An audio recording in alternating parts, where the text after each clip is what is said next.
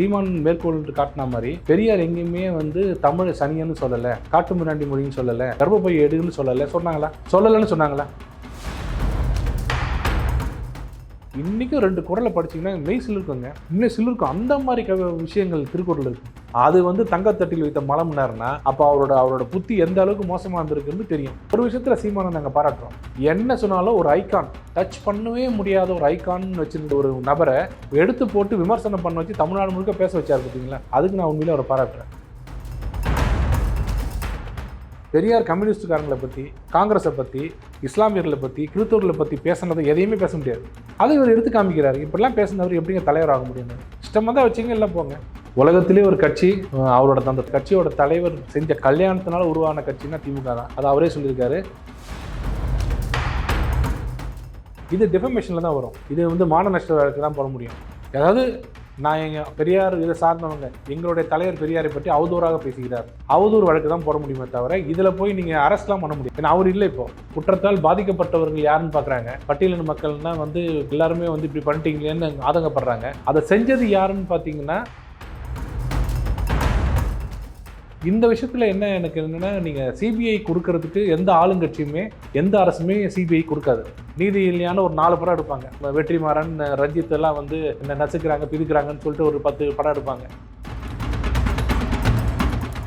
திமிரு பிடித்த ஆதிக்க சக்தி நடத்துகிற ஒரு மாநிலம் ஆளுங்கட்சி அது பாஜக. இது மக்களுக்காக வாழுகிற சமூக நீதியை தூக்கி கிரேனில் பிடிக்கிற ஆட்சி. இது ஆட்சி இல்லைங்க. இது வந்து முழுக்க யார் கண்ட்ரோல் யாரும் இல்லை. வெரி சாரி டு சே, நாங்கள் டெய்லி கோர்ட்டில் பார்க்குறோம். ஒரு கேஸ் 2 கேஸ் இல்லை. இப்போ நடக்கிற ஆட்சி போகிற கோலம் பார்த்தீங்கன்னா, போலீஸ் கண்ட்ரோலில் போலீஸே இல்லை, மந்திரி கண்ட்ரோலில் மந்திரியே இல்லை, சிஎம் கண்ட்ரோலில் சிஎம் இல்லை. சமீபத்தில் கூட துரைமுருகன் ஒரு பேட்டி கொடுத்தாரு நினைக்கிறேன். தம்பி உதயநிதி நிறைய படிக்கணும். அவர் உதயநிதினு சொன்னாரா 2 பேருக்கும் சொன்னாரான்னு தெரியல. அவரும் படிக்கிறது, அவங்க அப்பாவும் படிக்கிறது இல்லை. பத்தியா நான் யார் பத்தியா, நான் தான் உண்மையான இஸ்லாமிய தலைவர். அவங்களுக்குள்ளேயே ஒரு தலைவர் போட்டி, நான் தான் இருக்குது டாப்பான தலைவர், திருப்பரங்குன்றதுக்கு பிரியாணி எடுத்து போனேன் அப்படின்னு காமிக்கிறதுக்கு அவர் பண்றாரு. அதுக்கு ஒரு நவாஸ்கன் இங்கிருந்து அங்கே போயிட்டு கையை பின்னாடி கட்டிக்கிட்டு எஸ்பியை கூப்பிட்டுட்டு, என்ன அதெல்லாம் நிறுத்துறீங்களாமே, அப்படி பண்ணிட்டு போங்க, ஒத்துமையாக இருக்கிற ஊரில் ஏன்பா அதெல்லாம் பிரச்சனை பண்ணுறீங்க, இந்த ஆட்டை அங்கே தான் வெட்டணுமா, வா நான் கூட்டு போகிற வேற எங்கேயாவது அப்படின்னு சொல்லி கூட்டு போயிருந்தால் பெரிய மனுஷத்தனமாக நல்லா இருந்திருக்கும். அதுக்கு முன்னாடி அது இருந்தது. அதனால் அந்த கோவில் தான் உண்மை, சிக்கந்தர் மலையெல்லாம் கிடையாது. 2வது எரிச்சவங்க மலையை, மதுரை ஃபுல்லாக எரிச்சிட்டு கொண்டு வந்தவங்க, அவங்களுக்குலாம் அதை கொண்டு வர முடியாதுன்னு அப்பயே சொல்லியாச்சு. நான் பிரியாணி சாப்பிடல அப்படின்னாரு. Very good. கூட இருக்கிறவங்கலாம் பிரியாணி சாப்பிட்டாங்களே. அவர் கூட பேட்டி கொடுக்கும்போது 2 பேர் இருக்காங்க, அவர் அங்கே வந்து பிரியாணி சாப்பிட்றாங்க. அவர் சொல்லலாம் இல்லை, ஏப்பா இந்த வாரங்களில் தான் சாப்பிடணும் உட்காந்துட்டு. பெரிய எம்பிங்க அவர் கூட்டு 5 ஸ்டார் ஹோட்டலில் சாப்பிட வைக்க போகிறாரு. வீம்புக்கு நாங்கள் சாப்பிடு அப்படின்னு சொல்லிட்டு நிற்கிறாரு. அப்போ அவர் எங்கே உட்காந்துருப்பாரு?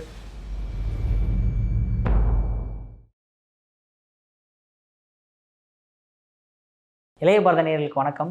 இன்றைக்கி நம்ம நேர்காணலில் நம்ம சிறப்பு விருந்தினர் பாஜகவின் செய்தி தொடர்பாளர் மற்றும் உயர்நீதிமன்றத்தின் வழக்கறிஞரான குமரகுரு சார் அவர்கள் தான். சார் வணக்கம் சார். வணக்கம் சார். நல்லா இருக்கீங்களா சார்? நல்லா. சார், இப்போ வேங்கைவேல் சம்பவத்தில் வந்து 3 பேர் வந்து இப்போ வந்து அவங்க தான் குற்றவாளிகள் அப்படின்ற மாதிரி குற்றம் சாட்டப்பட்டு இப்போ நீதிமன்றத்துக்கு முன்னாடி வந்து சப்மிட் பண்ணியிருக்காங்க சார். அதில் என்னென்ன மாதிரி விஷயங்கள் நடந்தது? ஒரு வழக்கறிஞராக இந்த விஷயத்தில் என்ன இப்படி பார்க்குறீங்க? அது உண்மையான விஷயங்களா, அவங்க தான் உண்மையான குற்றவாளிகளா? ஏன்னா எல்லாருமே திருமாவளவன்லேருந்து எல்லாருமே வந்து இது வந்து தவறான விஷயம், சிபிஐ விசாரணைக்கு மாற்றுங்க அப்படின்ற மாதிரி கோரிக்கை எடுத்திருக்காங்களே, அது எப்படி பார்க்குறீங்க நீங்கள்? சிபிஐ விசாரணை கேட்குறது வந்து 2 விதமாக பண்ணலைங்க. யார் ஒன்றாலும் கேட்கலாம். பட் எப்படி அதை ஆர்டர் பண்ணணும்னா, ஒன்று கோர்ட் ஆர்டர் பண்ணணும், சோமோட்டோவா இல்லை யாராவது பெட்டிஷன் போட்டு இது மாதிரி சிபிஐக்கு மாற்றுங்கன்னு சொல்லி கோர்ட்டு வந்து தன்னைத்தானே வந்து ஷுட் சாட்டிஸ்ஃபை இட் செல்ஃப். ஏன்னா இதில் சிலது தப்பு நடந்திருக்கு, இதை வந்து லோக்கல் போலீஸ் விசாரித்தா உண்மை வெளில வராதுன்னு நினச்சி சிபிஐக்கு மாற்றலாம் அப்படின்னு கோர்ட்டு மாற்றலாம். இல்லை தமிழக அரசாங்கமே முன் வந்து இதில் சிபிஐக்கு மாற்றுங்க அப்படின்னு அவங்க கொடுக்கலாம். மற்றபடி சென்ட்ரல் கவர்மெண்ட்டோ யாரோ இதில் தலையிட முடியாது. கோர்ட்டு இல்லைன்னா ஆளுங்கட்சி, ஆளும் அரசு. இந்த விஷயத்தில் என்ன எனக்கு என்னென்னா, நீங்கள் சிபிஐ கொடுக்கறதுக்கு எந்த ஆளுங்கட்சியுமே எந்த அரசுமே சிபிஐ கொடுக்காது. ஏன்னா நானே என்னோடய அரசு சரியில்லைன்னு சொல்கிற மாதிரி இருக்கும். ஆனால் அதில் விதிவிலக்க எடப்பாடி அவர் என்ன பண்ணார், பொள்ளாச்சியில் பிரச்சனை வரும்போது என்ன சொன்னார்னா, நீங்கள் என் கூட இருக்கிற ஒரு அரசியல்வாதியை, அரசில் இருக்கிற ஒரு நபர் மீது குற்றச்சாட்டுறீங்க, அதனால் சந்தேகத்தின் இது பலன் வந்து அவருக்கு போகக்கூடாதுங்கிறதுக்காக நீங்கள்லாம் சொல்கிறதுனால அவர் வழி இல்லாமல் நான் சிபிஐ கொடுக்குறேன் அப்படின்னு சொன்னார். அதே மாதிரி அந்த கோட்பாடை இவரும் பயன்படுத்திட்டு ஸ்டாலின் அவர்களும் அதே பண்ணியிருக்கணும்.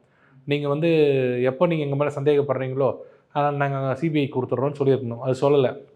அப்போல்லாம் அமைதியாக இருந்துட்டு திருமாவளவன் அவர்கள் இன்றைக்கி அவங்களையே வந்து குற்றவாளின்னு சொல்லும்போது, குற்றம் சாட்டப்பட்டு அவங்க சார்ஜ் ஷீட் ஃபைல் பண்ணும்போது, இப்போ என்ன சொல்கிறாருன்னா, இப்போ ஒரு முழுமையாக நம்பலை.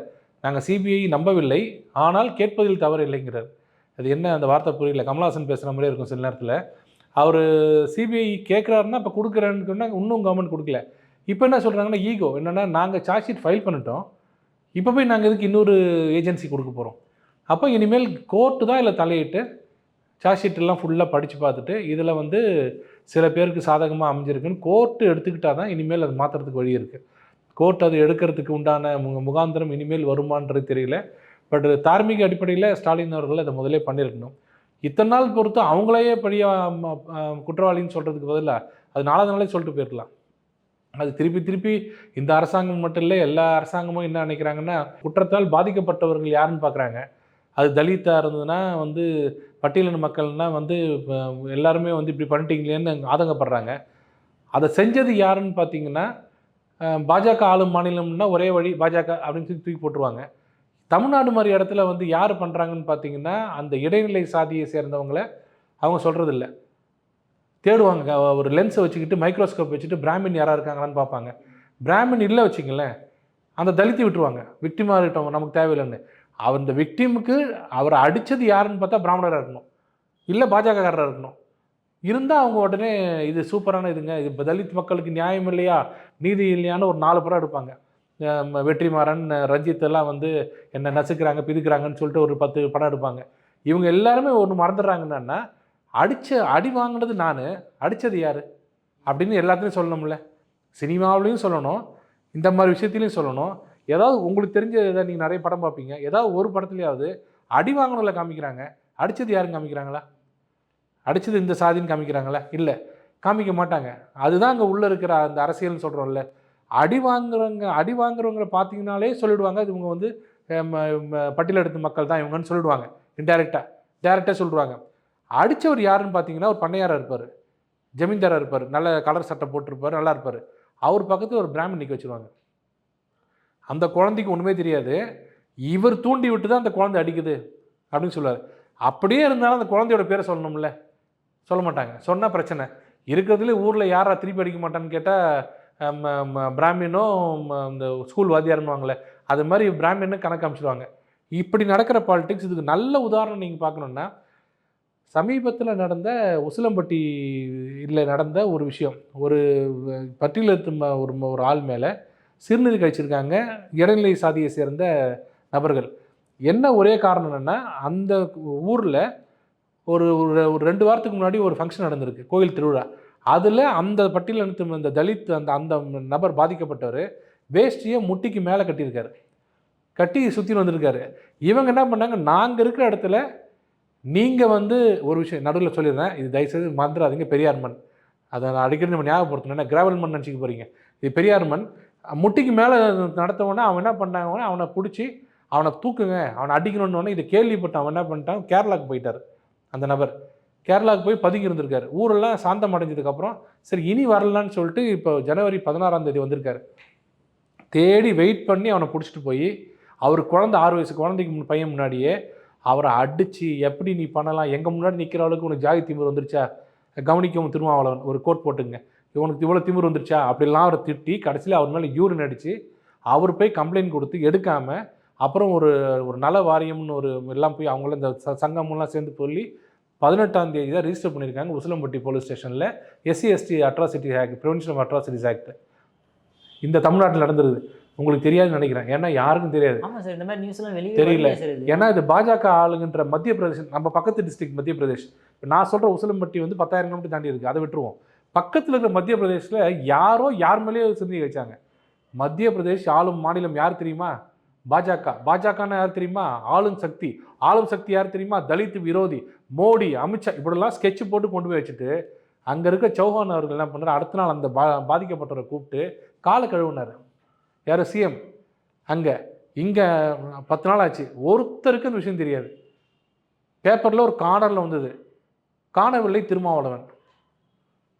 நீங்கள் தேடணும், காணவில்லை திருமாவளவன் எங்கே இருக்காருன்னு பார்க்க சொல்லுங்கள். இப்போ இதோட நீங்கள் இப்போ சீமான் சொல்கிறது லிங்க் பண்ணுங்கள், கரெக்டாக வருதா இல்லையா? இது என்ன மண்ணுடான்னு கேட்குறோம். இது மண்ணா? இது உங்கள் மண்ணா? அது அப்போனா என்ன இருக்கணும், அட்லீஸ்ட் இப்போவாது திருமாவளவன். ஆனால் ஒரு ஜோக்கு இதில் என்னென்னா, விசிகா அந்த லோக்கல் இருக்க விசிகாவும் போய் போராட்டி தான் எஃப்ஐஆர் போட்டிருக்காங்க. இந்த எஃப்ஐஆர் போட்டதுக்கு அந்த நான் சொல்கிற அந்த சங்கமும் சேர்ந்து விசிகாவும் சேர்ந்து தான் போய் போராட்டம் பண்ணி இந்த எஃப்ஐஆர் போட்டிருக்காங்க.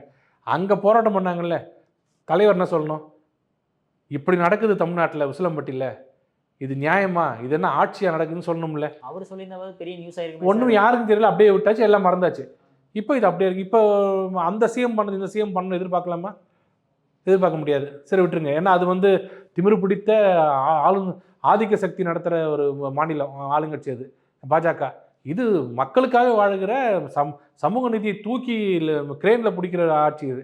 இதை விட்டுருங்க. இது எதுக்கு சொல்கிறேன்னா, இதுதான் இந்த இப்போ வேங்கை வயலுக்கு பின்னாடி இருக்கிற பெரிய ஒரு அரசியல்னா, எங்கே போய் நிறுத்துறதுன்னு பார்த்தா கடைசியில் ஒரே வழி, பெஸ்ட்டு இவங்க மேலே பழி போடலாம், யார் என்ன பண்ண போகிறாங்க பார்த்துக்கலாம் அப்படின்றாங்க. இப்போ எல்லாரும் அமைதியாக இருக்கிறாங்க. சார் நிறைய ஆடியோக்களும் வெளியே ரிலீஸ் ஆகுது சார். இப்போ ஒத்துக்கார தம்பி ஆளுங்க ஆடியோ எப்போ வெளியே வச்சுங்க? சார்ஜ் ஷீட் போட்டதுக்கப்புறம் முன்னாடியா? அப்புறம் நினைக்கிறேன் சார். அப்புறம் எப்படி கரெக்டாக சார்ஜ் ஷீட் ஒருத்தர் போட்டு சிக்னல் காட்டுறாரு, ஒருத்தர் ஆடியோ ரிலீஸ் பண்ணுறாரு, எப்படி அது? இது ஆட்சி இல்லைங்க. இது வந்து முழுக்க யார் கண்ட்ரோல் யாரும் இல்லை. வெரி சாரி டு சே, நாங்கள் டெய்லி கோர்ட்டில் பார்க்குறோம். இந்த ஒரு கேஸ் 2 கேஸ் இல்லை, இது இந்த இந்த இந்த இப்போ நடக்கிற ஆட்சி போகிற கோலம் பார்த்தீங்கன்னா, போலீஸ் கண்ட்ரோலில் போலீஸே இல்லை, மந்திரி கண்ட்ரோலில் மந்திரியே இல்லை, சிஎம் கண்ட்ரோலில் சிஎம் இல்லை, சிஎம்ஏ ஒரு கண்ட்ரோல் இல்லை. அது என்ன நடக்குதுன்னு யாருக்குமே தெரியாது. அவங்கவுங்க தலைக்கு எடுத்தவங்க தண்டல்காரன்ற ஆளாளுக்கு வேலையை பண்ணிகிட்டு இருக்காங்க. ஒருத்தர் கண்ட்ரோல் ஒருத்தர் இல்லை. எதுக்கு சொல்கிறேன்னா, ஒரு நல்ல ஒரு தலைவர் தலைமை மேலே இருந்ததுன்னா அட்லீஸ்ட் ஒரு பொய்யை மறைக்கிறதுக்காக கொஞ்சம் யூஸ் பண்ணுவாங்களே, கொஞ்சம் யோசிப்பாங்களே. இதெல்லாம் பாருங்கள், இதெல்லாம் அட்ராசிட்டிஸ் ஆஃப் போலீஸ். இதெல்லாம் வந்து இதே ஒரு கருணாநிதி இருந்தார் வச்சுங்களேன், வேறு வழி இல்லை. நமக்கு எதிர்கட்சியாக இருந்தாலும் பாராட்டி தான் ஆகணும். முதல்ல அவர் வாங்கி படிப்பார். படிச்சுட்டு இது எப்படி மக்கள் நம்புவாங்க, இது எப்படி பத்திரிகையாளர் நம்புவாருன்னு சொல்லிட்டு தனக்கு தெரிஞ்ச 2 பத்திரிகையாளர் கூப்பிடுவார். இதை படிச்சுப்பார், ஓகேவான்னு கேட்பார். இது நல்லா இருக்குங்க, அப்புறம் வெளில விடுன்னுவார்.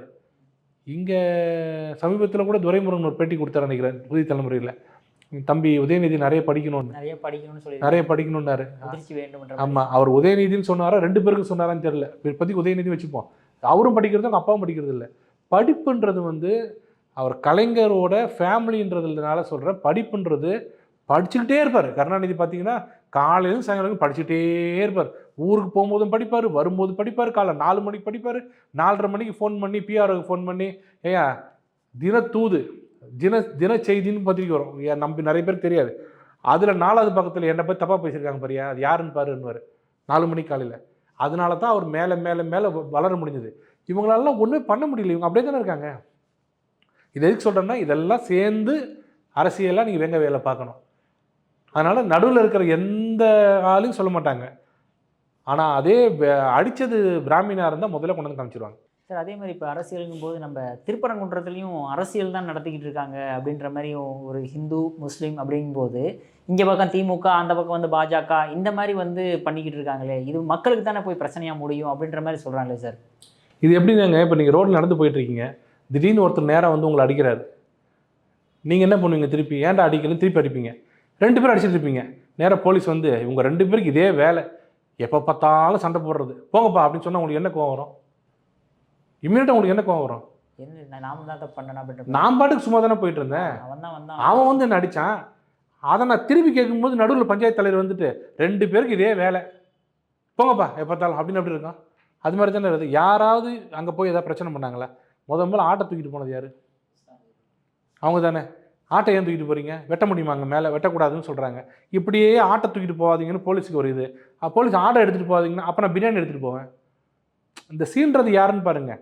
இஸ்லாமியர்கள் சீண்ட மாட்டாங்க, அதை வச்சு குழம்பு நடத்துகிறாங்க பாருங்கள்.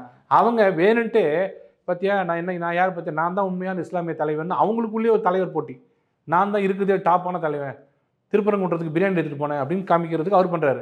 அதுக்கு ஒரு நவாஸ்கன் இங்கேருந்து அங்கே போயிட்டு கையை பின்னாடி கட்டிக்கிட்டு எஸ்பியை கூப்பிட்டுட்டு, என்ன அதெல்லாம் நிறுத்துறீங்களாமே, என்ன சொல்லணும்? அந்த அவங்க கூட இருக்கவங்களை கூப்பிட்டு, இதை பாருங்கள், அது நம்ம தர்காவே இருக்கட்டும், அங்கே ஆடே வெட்டட்டும் தப்பில்லை, இந்த பக்கம் கேரட்டை வெட்டினா உனக்கு கோவம் வருமா? உனக்கு ஒன்றும் ஆகாது. முஸ்லீமுக்கு கேரட்டை வெட்டினா முள்ளங்கி வெட்டினா ஒன்றும் ஆகாது. அதே ஒரு ஹிந்துக்கு, நான்வெஜ் சாப்பிடாத ஹிந்துக்கு ஆட்டை வெட்டினீங்கன்னா அவர் முகம் சொல்லிப்பார். இதான உலக இயற்கை. நான்வெஜ் சாப்பிட்றவங்க வெஜ்ஜு சாப்பிட்லாம், வெஜ்ஜு சாப்பிட்றவங்க நான்வெஜ் சாப்பிட முடியாது. அப்போ நம்ம தானே காம்ப்ரமைஸ் பண்ணிட்டு போவோம். அப்படி பண்ணிட்டு போங்க. ஒத்துமையாக இருக்கிற ஊரில் ஏன்பா எல்லாம் பிரச்சனை பண்ணுறீங்க? இந்த ஆட்டை அங்கே தான் வெட்டணுமா? வா நான் கூப்பிட்டு போகிறேன் வேறு எங்கேயாவது அப்படின்னு சொல்லி கூட்டு போயிருந்தா பெரிய மனுஷத்தனமாக நல்லா இருந்திருக்கும். நாங்கள் நின்றுக்கிட்டு இது எத்தனை வருஷமாக இருக்குது, இது என்ன அப்படி பண்ணுறீங்க? அதில் ஒரு பையன், சின்ன பையன் வந்து இது வக்ஃப் போர்டுக்கு சொந்தமான, ஆமாம் சொந்தம்னு. 1936 37 தெரியல, ப்ரீவி கவுன்சிலில் வந்து இந்த பிரச்சனை வரும்போது இது சிக்கந்தர் மலை கிடையாது, இது வந்து திருப்பரங்குன்றம் ஹிந்துவோட டெம்பிள் தான், வேறு யாரும் இதில் வந்து உரிமை கொண்டாட முடியாதுன்னு சொன்னாங்க.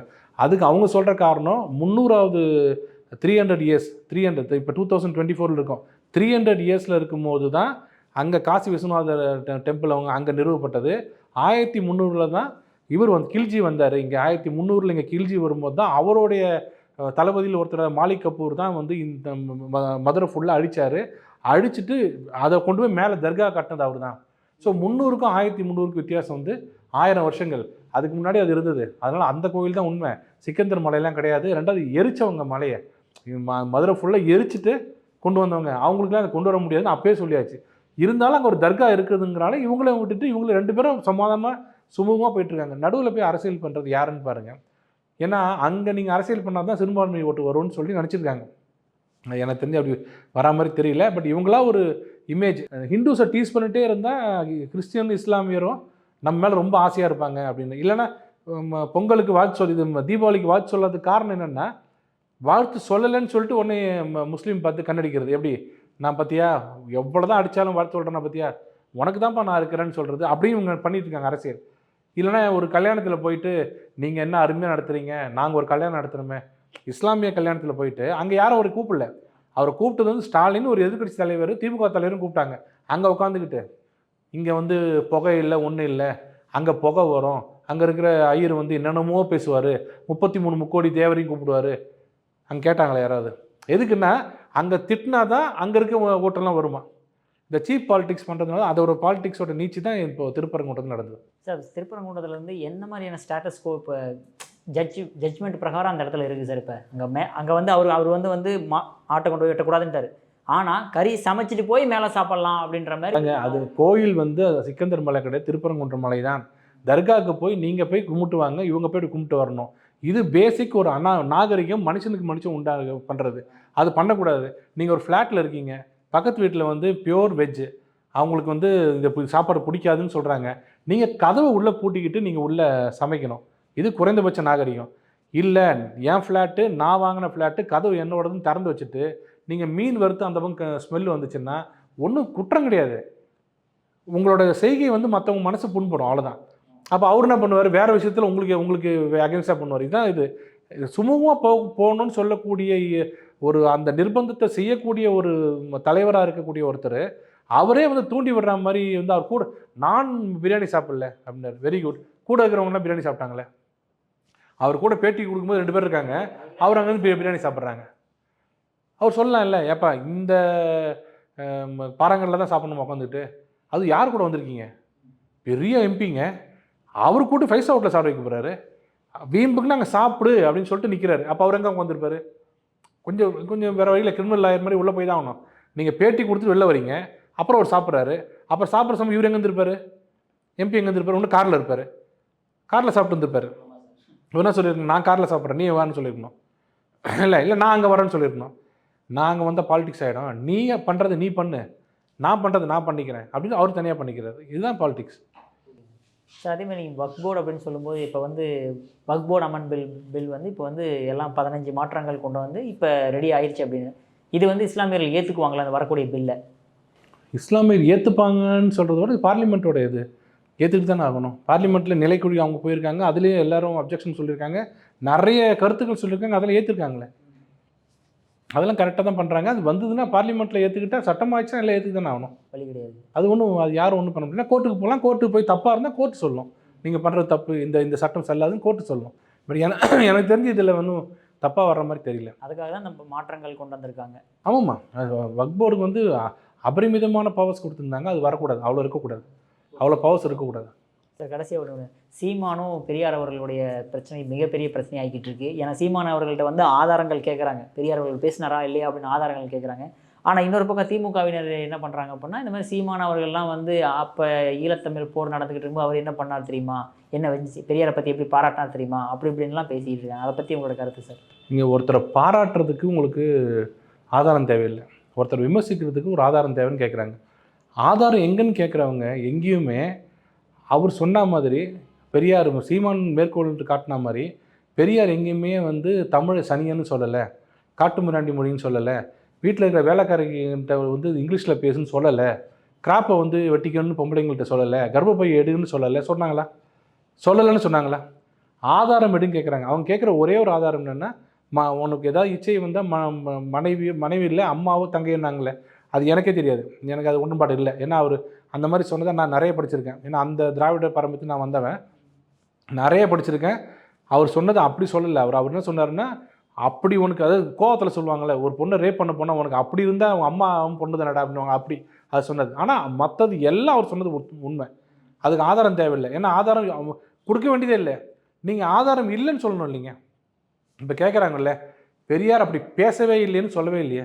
ஏன்னா பல பெரியார் மீட்டிங்கில் நான் கேட்டிருக்கேனே, ஆடியோ கேசட்லேயே கேட்டிருக்கேனே, இந்த சனியம் பிடிச்ச தமிழை விட்டு ஒழிங்கன்னா கேட்க மாட்டானுங்களே அப்படின்னு சொல்லியிருக்காரு, அவர் பாஷையிலே சொல்லியிருக்காரு. அப்போ அதெல்லாம் அவர்னா சீமா என்ன சொல்கிறாருன்னா, என்னோட தமிழை பேசிக்கிட்டு என் தமிழை ஒழிங்கன்னு சொல்கிறவர் எனக்கு எப்படி தமிழர் தந்தையாக முடியும், எனக்கு எப்படி தந்தையாக முடியும் அப்படின்னு கேட்குறாரு. என் மொழி சனியன், இந்த உலகமே இன்றைக்கி ஏற்றுக்கிட்டு உலக பொதுமறையாக ஏற்றுக்கிட்ட விஷயம் திருக்குறள். இன்றைக்கும் நீங்கள் திருக்குறளில் நம்ம படிக்கும்போது மனப்பாட செய்யுள் பகுதி இருக்கும், அதை மட்டும் தான் நம்ம படிச்சிருப்போம். படிக்காத இடம் நிறைய இருக்குது. இன்றைக்கும் 2 குறளை படிச்சிங்கன்னா மெய் சிலிருக்குங்க, உண்மையிலே சிலிருக்கும். அந்த மாதிரி விஷயங்கள் திருக்குறள் இருக்குது. அது வந்து தங்கத்தட்டில் வைத்த மலம்னார்னா அப்போ அவரோட புத்தி எந்த அளவுக்கு மோசமாக இருந்திருக்குன்னு தெரியும். அதை சொல்கிறாரு, என்னோட திருக்குறளை பழித்து பேசுகிறவர், என்னோட மொழியை பழித்து பேசுகிறவர், அவர் எப்படி எனக்கு தலைவராக முடியும்? ஏற்றுக்க முடியாதுன்னாரு. ஒரு விஷயத்தில் சீமானை நாங்கள் பாராட்டுறோம். என்ன சொன்னாலும் ஒரு ஐகான், டச் பண்ணவே முடியாத ஒரு ஐகான்னு வச்சுருந்த ஒரு நபரை எடுத்து போட்டு விமர்சனம் பண்ண வச்சு தமிழ்நாடு முழுக்க பேச வச்சார் பார்த்தீங்களா? அதுக்கு நான் உண்மையிலே அவரை பாராட்டுறேன். உடனே பி டீம் நீங்களும் சீமானும் ஒன்றுன்னு எல்லாம் கேட்குறாங்க. நான் தான் கேட்டேன், அதிமுக திமுக ஒன்றா அப்படின்னு கேட்டேன். இல்லை 2 பேர் வேறு எப்படி சொல்கிறீங்க? நீட்டில் 2 பேர் ஒன்றா இருக்காங்களே, நீட் எதிர்ப்பில் 2 பேர் ஒன்றா இருக்காங்க, அப்போ 2 பேர் ஒன்றா? பெரியார் எதிர்ப்பில் நாங்கள் 2 பேர் ஒன்றா இருக்கோம், அதுக்காக 2 பேர் ஒன்றா? அவரோட கருத்து எங்கள் பல விஷயங்கள் ஏற்றுக்க முடியாது. எதனால் சார்? ஆல்ரெடி வந்து பெரியாரை விமர்சனம் பண்ணி தான் வந்து திமுகன்னு ஒரு கட்சியை உருவானது சார். ஆனால் எதுக்காக அந்த பின்பத்தையே தூக்கி ஒரு ஐக்கானாகவே இன்னும் ஃபாலோ பண்ணிருக்காங்க அவங்க? அதாவது பெரியார் 49 கட்சி ஆரம்பிக்கும் போது அவர் கல்யாணம் பண்ணது தான் மெயின் காரணம். அண்ணா பலத்தில் சொல்லியிருக்காரு, தன் மகள் வயசில் இருக்கிறவங்களையே கல்யாணம் பண்ணுறது எங்களை ஏற்றுக்க முடியாது அப்படி சொல்லியிருக்காரு. நான் எதுக்காக கல்யாணம் பண்ணணும்னு உனக்கு சொல்ல வேண்டிய அவசியம் இல்லைன்னு பெரியார் சொல்லியிருக்காரு. உலகத்திலே ஒரு கட்சி அவரோட அந்த கட்சியோட தலைவர் செஞ்ச கல்யாணத்தினால உருவான கட்சின்னா திமுக தான். அது அவரே சொல்லியிருக்காரு. அதுக்கு பெரியார் சொல்லியிருக்காரு, நான் வந்து உடம்பு சுகத்துக்கெல்லாம் கல்யாணம் பண்ணல, இந்த வயசில் வயோதிகத்துக்கு எனக்கு வந்து கூடமாட ஹெல்ப் பண்ணுறதுக்கு ஒரு ஆள் வேணும், அதுக்காக தான் கல்யாணம் பண்ணிக்கிட்டேன்னு அவர் சொல்ல. அப்படிப்பட்டவருக்கு மருத்துவ செவிலியரை வச்சுக்கலாமே, அதுக்கே மனைவி தான் தேவையான்னு இவர் சொல்ல. அவங்க 2 பேரும் பேசிக்கிட்டு காது கூசம், அது எல்லாருக்கும் தெரியும். அவங்களே தான் வந்து அதே இவரது கருணாநிதி அவர்கள் தான் பக்த வயசில் இருக்கும்போது இந்த கிழவனை ஏன் இன்னும் நீங்கள் அரெஸ்ட் பண்ணல, தேசிய பாதுகாப்பு சட்டத்தில் ஏன் அரெஸ்ட் பண்ணலன்னு சொல்ல, உங்களுக்காக தான் வெயிட் பண்ணிருந்தேன், நீங்கள் அடிக்கடி பெரியார்ன்றீங்களா, அதுக்காக வெயிட் பண்ணேன், நாளைக்கு அரெஸ்ட் பண்ணுறேன்னு அரெஸ்ட் பண்ணார். ஓ, பெரியாரையும் அரெஸ்ட் பண்ண? ஆமாம், அரெஸ்ட் பண்ணி தான் விட்டாங்க அப்போவே. அப்போ சொல்கிறாரு பக்த வச்சலம், நீங்களே சொல்லிட்டீங்க அப்புறம் எனக்கு என்ன தயக்கம் அப்படின்றார். அப்போ அரெஸ்ட் பண்ண வச்சது இவர் தான் அவர். ஆனால் எல்லாம் முடிஞ்சு என்ன ஆச்சுன்னா, இவர் ராஜாஜி கூட சேர்றாரு. பெரியார் ராஜாஜி கூட சேர்ந்து பச்சை தமிழன் சொல்லக்கூடிய இவங்களை வந்து நோன்னு சொல்கிறாரு. எந்த பிராமணரை எதிர்த்தாரோ அந்த பிராமணரோட சேர்ந்து திமுகவை எதிர்த்தார். ஆனால் திமுக ஜெயிச்சிருச்சு. அது காரணம் வேறு யாரும் இல்லை, ஒரே காரணம் புரட்சித் தலைவர் எம்ஜிஆர். அது எந்த மாற்றமும் கிடையாது. அவர் தான் உண்டடி போட்டு தமிழ்நாடு முழுக்க போனார், ஜெயிச்சிட்டார். ஜெயிச்சதுக்கு அப்புறம் சட்டசபையில் இருக்கும்போது அப்போ வரும்போது அந்த பெருமை நான் எடுத்துக்கிறேன். எங்களோட அப்பா தான் அது கேட்டது. அப்போ சட்டசபையில் இருக்கும்போது அப்போ சட்டமன்ற உறுப்பினர் எங்கள் அப்பா கேட்குறாரு, அண்ணாவை நம்ம எல்லாம் ஆளாக்கிய தந்தை பெரியாருக்கு நம்ம என்ன செய்ய போகிறோம்னு கேட்குறாரு. அப்போ அண்ணா சொல்கிறாரு, இந்த அமைச்சரவையே அவர் காணிக்கை, நம்ம எல்லாம் ஆளாக்கிய தந்தை பெரியாருக்கு நம்மளோட அமைச்சரவையே நான் காணிக்கை ஆக்குறேன் அப்படின்னு. எதுக்குன்னா ஜெயிச்சிட்டோம், இனிமேல் அவரை நம்ம போய் திட்ட வேண்டாம், அது ஒரு பெருந்தன்மையாக அதை விட்டுருங்க, பரவாயில்ல. எப்படி மோடி வந்து அவர் எழுத்து இந்த பட்டேல் இருந்தார் பிறகு அந்த ஊரில், அவர் எழுத்துன்னு தான் போட்டிட்டார்.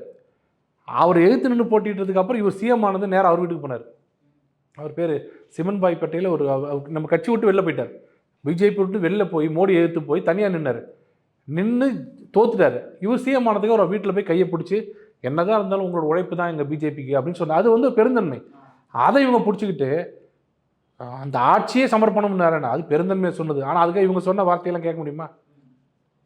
பெரியார் கம்யூனிஸ்டுக்காரங்களை பற்றி, காங்கிரஸை பற்றி, இஸ்லாமியர்களை பற்றி, கிறிஸ்தவர்களை பற்றி பேசுனதை எதையுமே பேச முடியாது. அதை இவர் எடுத்து காமிக்கிறார். இப்படிலாம் பேசினவர் எப்படிங்க தலைவர் ஆக முடியும்னாரு. இஷ்டமாக தான் வச்சுங்க, இல்லை போங்க. இப்போ இந்த மாதிரி விஷயங்கள் பேசினதுக்கு சீமான் அவர்களை கைது பண்ண முடியுமா சார்? இது கைது பண்ணுறதுக்கு இவங்க பண்ணுவாங்க. இவங்க வந்து கார்ட்டூன் எழுதுனால கைது பண்ணுறாங்க. அதுவும் எப்படி 40 பேர் எகிரி குச்சி கைது பண்ணுறாங்க. இவங்கள விட்டுருங்க. சட்டப்படி ஒரு சட்டம் படிச்சவராக கேட்டிங்கன்னா இது டிஃபமேஷனில் தான் வரும். இது வந்து மான நஷ்ட வழக்கு தான் போட முடியும். அதாவது நான் எங்கள் பெரியார் இதை சார்ந்தவங்க, எங்களுடைய தலைவர் பெரியாரை பற்றி அவதூறாக பேசுகிறார், அவதூறு வழக்கு தான் போட முடியுமே தவிர இதில் போய் நீங்கள் அரெஸ்ட்லாம் பண்ண முடியாது. ஏன்னா அவர் இல்லை. இப்போது ப்ரூவ் பண்ண வேண்டிய சீமான் தான் பண்ணணும். ஆனால் பண்ணுறாங்கிறாரு, பண்ணுவார். நீங்கள் ப்ரூஃப் மற்ற தானே கேட்குறீங்க, இது கேட்கல யாருமே. நான் சொன்ன இந்த எந்த விஷயத்துக்கும் ஒரு ப்ரூஃப் கேட்கலையா? அதனால் அவங்க சொல்கிறது ப்ரூஃப் கேட்க முடியாது. இதுக்கு வந்து நீங்கள் இல்லைன்னு சொன்னால் ப்ரூஃப் கொடுப்பார். Okay sir. சார் பொறுத்திருந்து பார்ப்போம் சார் சீமான் அவர்கள் என்ன பண்ண போகிறாரு அப்படின்றத பெரியார் விஷயத்தில். ஏன்னா எல்லா ஊடகங்களும் அவரை நோக்கியே போய்கிட்டு இருக்கு. இப்போ உங்களுக்கு பொன்னான கருத்துக்களே பார்த்த நேரில் பகிர்ந்ததுக்கு மிக்க நன்றி சார்.